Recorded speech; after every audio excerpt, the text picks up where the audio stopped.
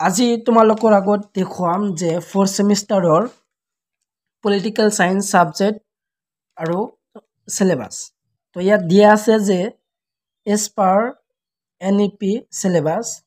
for 4-year undergraduate program FYUGP আৰু তোমালোকে চাই লোৱা সম্পূৰ্ণখিনি যে ইয়াত দিয়া আছে যে আন্তঃৰাষ্ট্ৰীয় সম্পৰ্কবোধ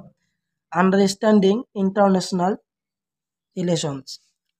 গুৱাহাটী বিশ্ববিদ্যালয় চতুৰ্থ ষান্মাসিক কম্পালসাৰী আৰু ইয়াৰ লিখকটো দিয়া আছে যে ডক্টৰ দীপেন দাস তো এইখন হল যে তোমালোকৰ যে যিসকল ষ্টুডেণ্ট 4th সেমিষ্টাৰত পলিটিক্যাল সায়েন্স মেজৰ লবা বা মেজৰ লৈছা তো সেইসকল ষ্টুডেণ্টৰ মেজৰ পেপাৰ এইটো যে প্ৰথম পেপাৰ তো প্ৰথম পেপাৰটো তোমালোকৰ দিয়া আছে যে আন্তঃৰাষ্ট্ৰীয় সম্পৰ্কবোধ আন্ডাৰষ্টেণ্ডিং ইণ্টাৰনেশ্যনেল ৰিলেশ্যনছ তো এইখন পেপাৰৰ তোমালোকে সিলেবাসটো চাই লোৱা এইখন আছিল কিতাপ তো এতিয়া তোমালোকে সিলেবাসটো চাই লোৱা এইখন সাবজেক্টৰ সিলেবাসটো দিয়া আছে তোমালোকৰ যে ইয়াত দিয়া আছে যে তোমালোকৰ সিলেবাসটো যে সচিপত্ৰ যেহেতু তোমালোকৰ এইখন সাবজেক্টৰ তোমালোকৰ 4খন চ্যাপ্টাৰ পঢ়িব লাগিব তো প্ৰথম চ্যাপ্টাৰটো দিয়া আছে যে তোমালোকৰ আগত যে প্ৰথম অধ্যায় যে তাত্ত্বিক প্ৰেক্ষাপটসমূহ প্ৰথম চ্যাপ্টাৰটো আৰু এই চ্যাপ্টাৰৰ তোমালোকৰ টপিক কেইটা চাই লোৱা টপিক কোন কেইটা হল যে ধ্ৰুপদী বাস্তৱবাদ আৰু নব্য বাস্তৱবাদ এইখন আছে প্ৰথম ইউনিটৰ প্ৰথম টপিক তাৰপিছত দ্বিতীয় নম্বৰ টপিকটো দিছে উদাৰতাবাদ আৰু নব্য উদাৰতাবাদ তৃতীয় নম্বৰ দি আছে যে মাৰ্ক্সীয় দৃষ্টিকোণ আৰু চতুৰ্থ নম্বৰ দি আছে নাৰীবাদী দৃষ্টিকোণ তো এইখন আছিল যে টপিক প্ৰথম চ্যাপ্টাৰ যে তান্ত্ৰিক প্ৰেক্ষাপটসমূহ চ্যাপ্টাৰৰ 4টা টপিক তাৰপিছত তোমালোকৰ দ্বিতীয় নম্বৰ টপিকত কোনকেইটা তোমালোকৰ দিয়া আছে যে দ্বিতীয় নম্বৰ টপিকটো দিয়া আছে দ্বিতীয় অধ্যায় যে 20 শতিকাৰ আন্তঃৰাষ্ট্ৰীয় সম্পৰ্কৰ ইতিহাস এক অৱলোকন তো দ্বিতীয় নম্বৰ চ্যাপ্টাৰটো যে 20 শতিকাৰ আন্তঃৰাষ্ট্ৰীয় সম্পৰ্কৰ ইতিহাস এক অৱলোকন আৰু এই চ্যাপ্টাৰৰ তো তোমালোকৰ টপিক 3টা দিয়া আছে টপিক 3টা তোমালোকে চাই লোৱা যে প্ৰথম টপিকত তোমালোকৰ পঢ়িব লাগিব যে দ্বিতীয় বিশ্বযুদ্ধৰ কাৰক আৰু পৰিণতি তাৰপিছত দিয়া আছে দ্বিতীয় নম্বৰ টপিকত দিয়া আছে যে শীতল যুদ্ধৰ উৎপত্তি বিৱৰ্তন আৰু অৱসান তাৰপিছত আছে শীতল যুদ্ধোত্তৰ যুগ আৰু ক্ষমতাৰ উন্মোচিত কেন্দ্ৰসমূহ আৰু সেই প্ৰশ্নৱলী তো যেহেতু তোমালোকৰ 3খন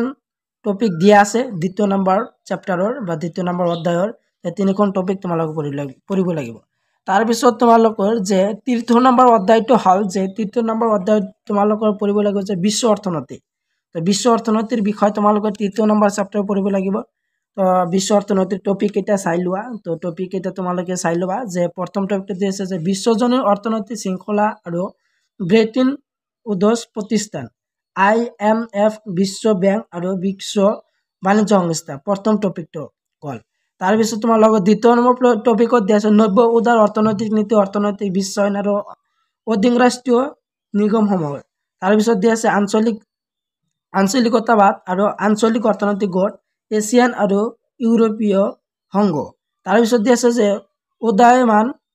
বহুপক্ষীয়তাবাদ G20 ব্ৰিক্স তো এইখন আছিল 4খন টপিক তো বিশ্ব অৰ্থনীতি চ্যাপ্টাৰৰ যে 4খন টপিক এইখিনি আছিল আৰু আছে এখন সাবজেক্টৰ এখন আৰু আছে এখন যে তোমালোকৰ চ্যাপ্টাৰ যে মোৰ তোমালোকৰ 4খন চ্যাপ্টাৰ হে পঢ়িব লাগিব এইখন সাবজেক্টৰ পলিটিক্যাল সায়েন্সৰ প্ৰথম পেপাৰৰ যেহেতু এইবিলাক আছিল সিলেবাস আৰু কিতাপটো তোমালোকে তো চতুৰ্থ নম্বৰ অধ্যায় দিয়া আছে যে সমসাময়িক বিশ্বজনীন বিষয়সমূহ যে চতুৰ্থ নম্বৰতে পঢ়িব লাগিব যে তোমালোকৰ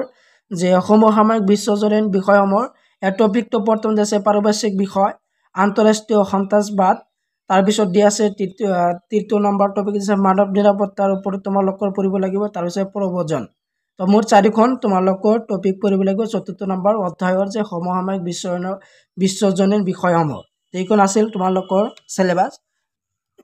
যেহেতু 4th সেমিষ্টাৰত তোমালোকৰ পলিটিক্যাল সায়েন্স মেজৰৰ 4খন পেপাৰ পঢ়িব লাগিব তো 4খনৰ পেপাৰৰ ভিতৰত যেহেতু আজি প্ৰথম পেপাৰৰ সিলেবাস তোমালোকৰ আগত ডিসকাস কৰিলো আৰু তোমালোকৰ বাকি 3খন থাকিলে তো তিনিখন পেপাৰৰ নেক্সট ভিডিঅ'ত তোমালোকৰ আগত আলোচনা কৰিম।